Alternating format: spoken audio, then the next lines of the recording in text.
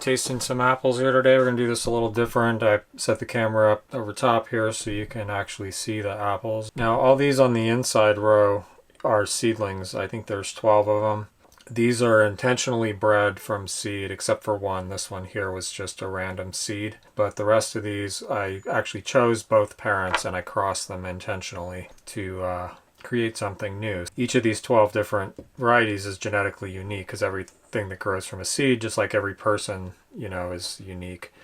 These are also unique. And then the ones all on the outside are other cultivars that I've grafted over the years. This one's literally green, and I think it's also underripe. Yeah, this is fairly primitive seeming. It's small, it's hard, it's kind of tough. It actually has quite a bit of sugar. The flavor's not bad. It's actually edible, but certainly nothing that I think would be worth keeping. Let me introduce you to the parents, some of the parents. So Gold Rush, Pink Parfait, Lady Williams, Rubaiyat, and Grenadine, and Wixen. Okay, so for instance, this one is Grenadine and Gold Rush. Here, this is them doing it. And they made that.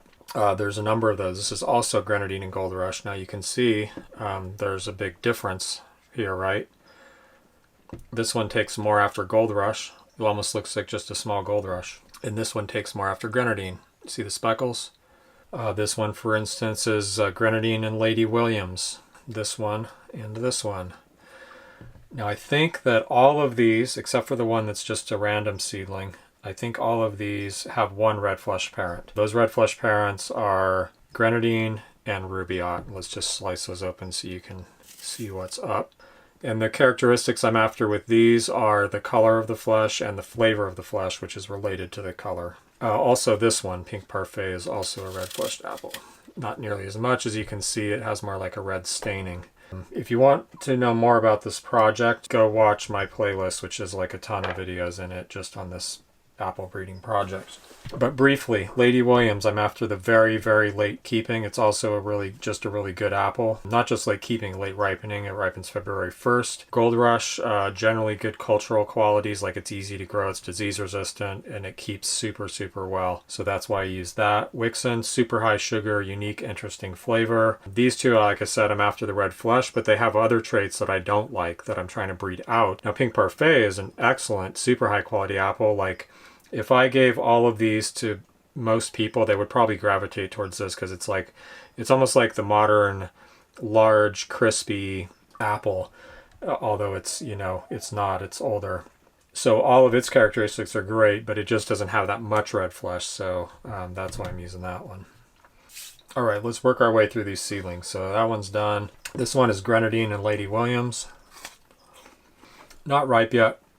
Pretty puckery. Pretty similar to this in overall quality. It's kind of a throwback. Another thing is I could always say, oh, well, this could be a good cider apple, right? Because it's kind of tannic, got a lot of tannic acid which you need for cider. It tastes pretty sweet already and it's probably going to get sweeter. But I could just keep saying that about, you know, every bad apple almost that I grow. You know, what I'm really more after is dessert apples. Like high quality red flesh dessert apples has been my main focus. Yeah, I mean, you could certainly grow these and throw them in cider, but I think there probably would be better choices, so... This is a Gold Rush and Grenadine seedling. Now this is one I picked early just to hold it in the fridge and see what it would be like. And I'm not too impressed. The texture's not amazing. It's kind of firm, but still manages to be mealy. It's quite sweet, but we're going to take one that I just picked off the tree. It just didn't do well in the fridge. And this one I just picked. Look at these weird warts on it. Yeah, that one's quite sweet. This is the new Brix refractometer I got. I actually got one and then I decided it wasn't very good and sent it back and ordered a more expensive one, which seems much nicer. This measures the specific gravity of juice. I just look through this eyepiece and hold this up to the light like this. And it's 25% sugar, which is quite high. Very high, actually. Now this one I would maybe think, yeah, okay, maybe that could be a cider apple or something. Okay, here's a new one. Grenadine Lady Williams 1110. Now this number means 2011 is when the seed was planted or the cross was made, I can't remember which. And 10 is just a number that helps me keep track of this particular apple. Got a little red flesh there, but not a lot. Okay, since this is a Lady Williams cross, it could ripen very late. It's quite starchy. Definitely not ripe. Again, it's kind of on the dry, tough side. Also, just look at it in general. It doesn't look that healthy. It's kind of scabby and bumpy. Probably not going to be anything exciting. Now, I was real excited about this one. It's grenadine crossed with golden russet, but I let it go too far. Like, I should have tasted this one, and this one, which are the most exciting ones, actually, I was going to taste them maybe 3 weeks ago. I had a crown replaced, and then the tooth died right away, and then I had to have it pulled out, and it didn't heal that well, so I actually just got back to where I can even chew anything, so I had to wait, and they fell off the tree, which isn't great. Also, I was expecting these to get a lot more red, and they just never did. They did the same thing where they're just kind of partially red. Best one so far, that's for sure. It's hard for me to believe that this would not have been better a few weeks ago. That's nearly 25% sugar as well. Golden russet is a high sugar apple, so that's certainly not surprising in that case. But all my apples have been measuring incredibly high in sugar because they're dry farmed, and that also contributes to the general kind of, like, a lot of these are a little tough and dry. It's hard to expect super crispy, juicy apples when you don't water your trees at all, or almost not at all. Yeah, I mean, this isn't really contributing much flavor-wise, this red. A little disappointing. I had higher hopes for that one. This one looks like it has a little blush in it too. There we go. This is again grenadine and Lady Williams. Oh, we got some flavor there. It tastes like it's picked a little late. It's pretty mealy. The flavor is like, this is better. Grenadine Lady Williams. Again, for whatever reason, the Lady Williams crosses seem to bear earlier than most of the others. This one's an improvement in texture over most of the others, probably all of them.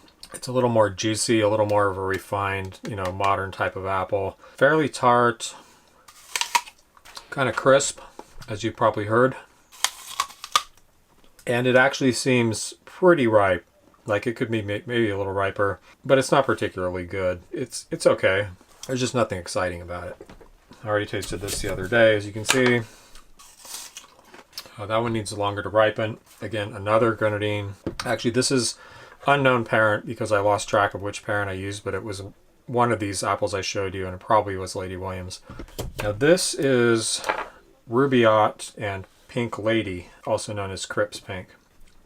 I can taste the Pink Lady in there. I can also see it. It's been in the refrigerator a little too long. Kind of interesting, but nothing special. Let's save those two for last, because hopefully one of those is actually going to be good. This was picked like 2 months ago or something, and it's really been in the fridge too long. Actually, it's held up surprisingly well for all of that, but again, nothing interesting to report on that. I had high hopes for this one. This is Gold Rush with grenadine. I can already tell, though, it seems like it's overripe. Like, I left it on the tree too long. Like I said, I wanted to pick this about 3 weeks before I picked it. So that's what we're dealing with here. And I can already tell it's just like the texture is going to be similar to the grenadine texture, where it kind of goes grainy and mealy too early. Well, compared to grenadine, it doesn't have a ton of that flavor, the red flavor that tastes kind of like berries, in spite of being pretty red. But it is there, and it is intriguing. Now this, I would think more of as a potential cider apple for sure. Like grenadine, it has a fairly high tannic acid content, so it's kind of puckery, and that's a good quality in a cider apple. It doesn't have to be in every cider apple, but, it's a useful quality, let's say that. And obviously it has the color. Like, there's no doubt if you make cider out of these, that cider is going to be pink. And I do taste the flavor. It's just not, compared to grenadine, maybe not, but look at the flesh of grenadine in comparison. Okay, this one's a cross between the diminutive Wixen. You can see the similarity there very much. Shape's quite a bit different. This one's kind of deformed, though. And Rubaiyat, the red-fleshed Rubaiyat here. And one of these I knocked off early, and I did get to taste it, and it was intriguing.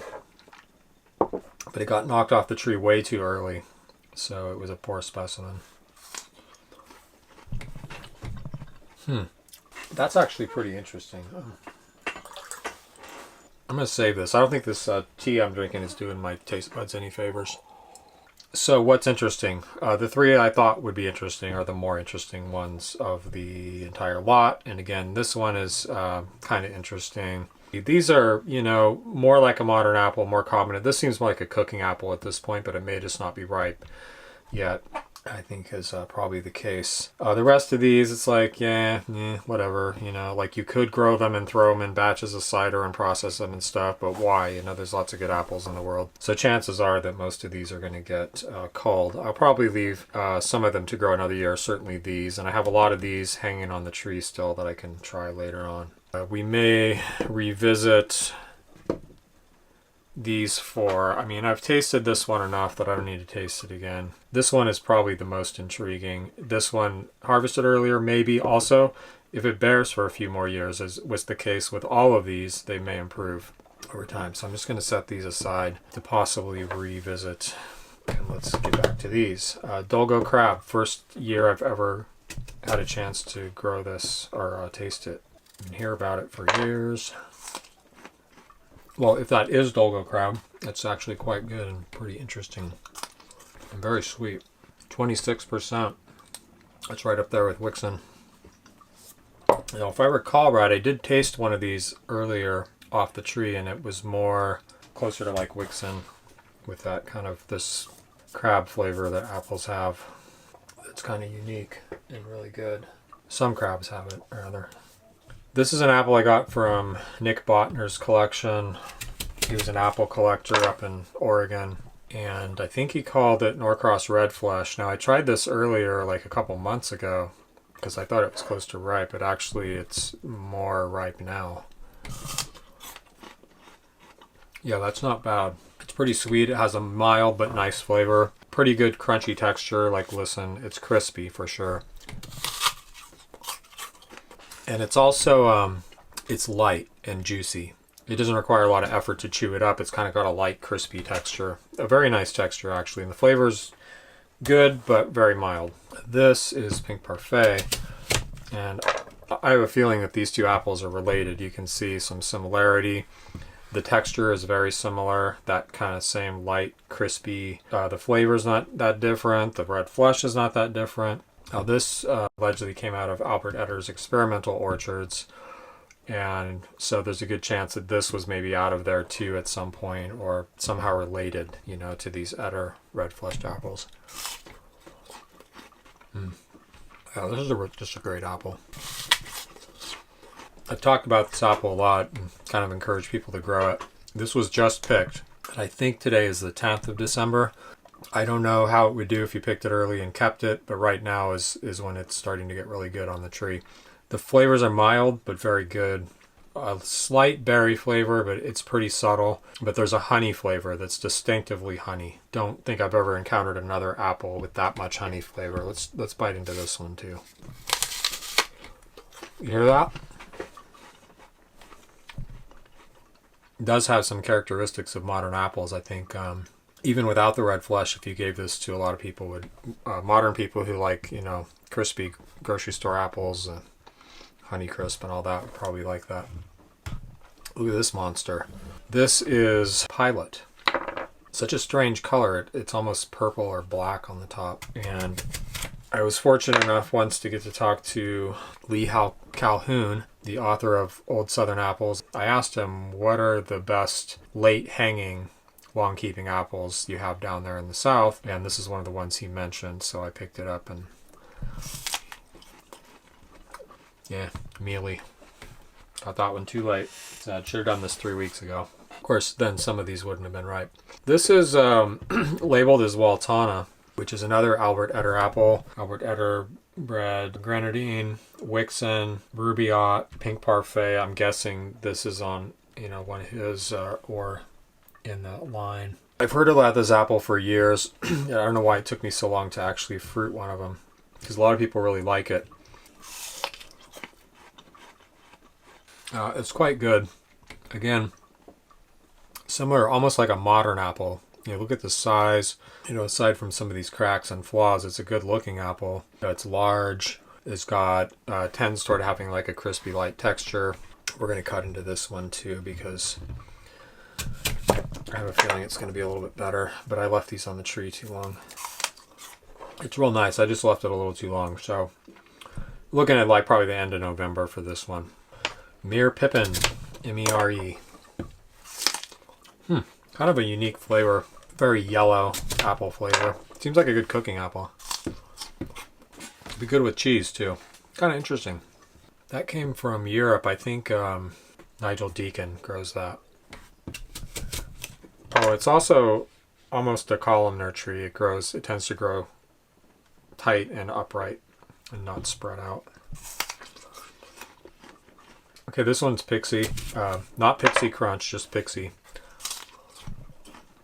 It's got a nice fruity flavor. I did an apple tasting with some friends 4 weeks ago or something, and this was very popular. At the time it was crispier, it was tart. People seem to like that. It is quite good, and it had some good flavor going too. I'm going to skip that one. Rubaiyat might be good, or the texture might already be gone. Yowza. Lots of flavor. Definitely the most flavorful apple so far. Well, so maybe Mere Pippin. Different flavor though. This tastes like berries. Very nice. Grenadine. Kind of dry and mealy. You can almost see it. Look at that. It's surprisingly less flavor than Rubaiyat. Usually it has more. Could be growing conditions. King David. This is probably overdone too. I picked these too late. I just picked this a couple days ago.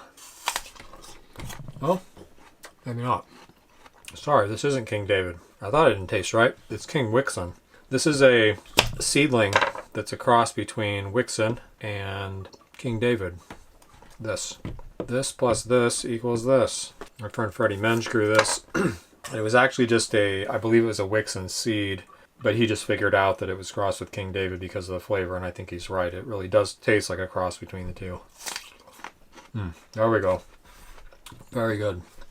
This might be the most compelling one so far. Maybe Rubaiyat too. Pink Parfait because of the texture. But in terms of flavor, this definitely has some of the Wixon flavor, but it has some more like normal apple qualities from King David, which is just a real outstanding apple too.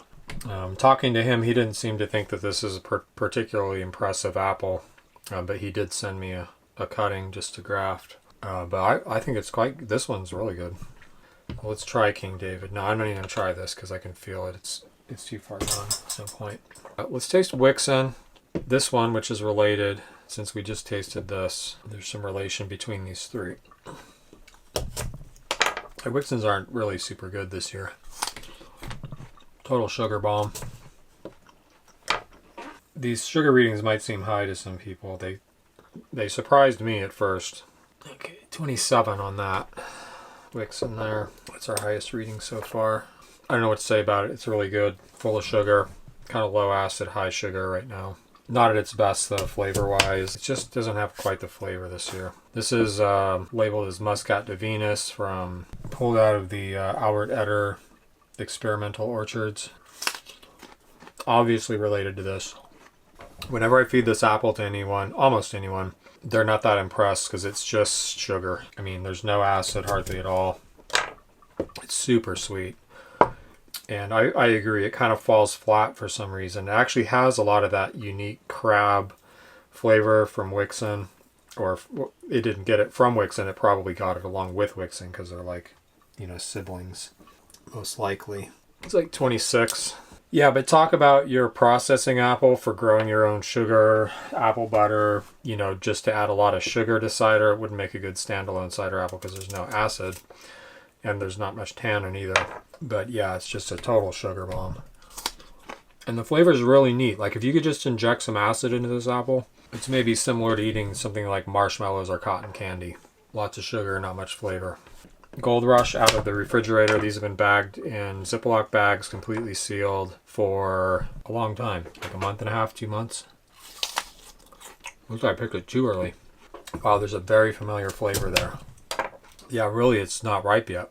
Hopefully it'll continue to ripen in the fridge. Maybe I picked them too early. And lastly, Hauer Pippin, Hauer. I actually kind of gave up on this apple. And then I thought maybe that was a bad idea. Now I'm still not sure.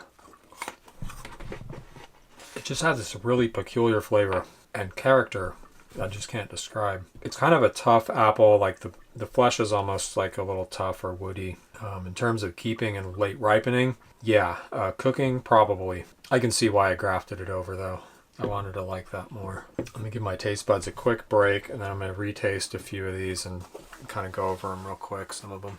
I'm particularly intrigued by this little Rubaiyat Wixen cross. It's a little far gone, so it's kind of hard to tell what it would have been like at its best. I definitely keep an eye on it. Kind of an interesting color pattern to the flesh there. Let's just get a quick reading off of this. 25 again. That's 25 bricks, which is, I understand, roughly equivalent to percentage of sugar. It's really too bad I didn't get this golden russet grenadine cross earlier. It's got kind of a bitter skin. I can taste the russet. It actually does taste kind of like a russet, and there didn't end up being very much russet on it. There's just a little bit here at the top, pretty much. Given that the flesh of this is not very red, I'm not inclined to think it's going to be that great. Give it another year or two. And like I said on this one before, in spite of it having quite a bit of color, more than any of the other seedlings had, it just doesn't have a ton of that red flavor, and there's not a lot else to recommend it. I wouldn't expect the sugar to be close to what those other apples have been. 21 though. So I'll be keeping my eye on all three of these, but they don't seem super promising. Other ones to revisit. Pink Parfait. It's fun to eat. It's crispy. It's juicy. Tastes like honey. Yum. Waltana was actually pretty similar. I would not be surprised if Waltana has a parent in common with this because they were bred by the same dude. Pilot's too mushy. Norcross Red Flesh or whatever it is. Boy, I would definitely pick Pink Parfait over this. Same for breeding. This Mere Pippin has an interesting flavor, especially for cooking. I think it would be a good cooker. Any other honorable mention? Muscat de Venus is certainly intriguing. Rubaiyat had a really nice flavor. Lady Williams. This is a parent of Pink Lady, which a lot of people are familiar with in grocery stores. And you could eat it now, but it's quite sharp and not ripe yet. Gotta wash that down with some Muscat de Venus sugar here. Nothing too exciting. If I was going to grab things and just eat them out of hand, Rubaiyat's intriguing because of the flavor. Pink Parfait would probably be the first one I'd grab. Oh, this King Wixen actually is quite good. Yeah, that's real interesting. Did I do the sugar on this? I don't remember. Oh, 21. Tastes a lot sweeter than that. I guess it doesn't have that much acid. This is the funnest apple to eat. It's got that great crunch and all that juice. This is kind of the one I want to grab and finish the most. That's ultimately what I'm after at the end of the tasting, is which one I want to grab and keep eating it, and it's Pink Parfait. This also did really well this year. I still have a bunch hanging on the tree. And as far as all these different seedlings here go, you know, most of them aren't very promising. That's normal. None of them are inedible. Some of them aren't very good. Probably those, though, are not ripe. These two are particularly pretty lame. Nothing inedible, nothing too exciting. Keep an eye on these three right here. And they could improve as the tree matures and fruits more. And that's it for today, folks.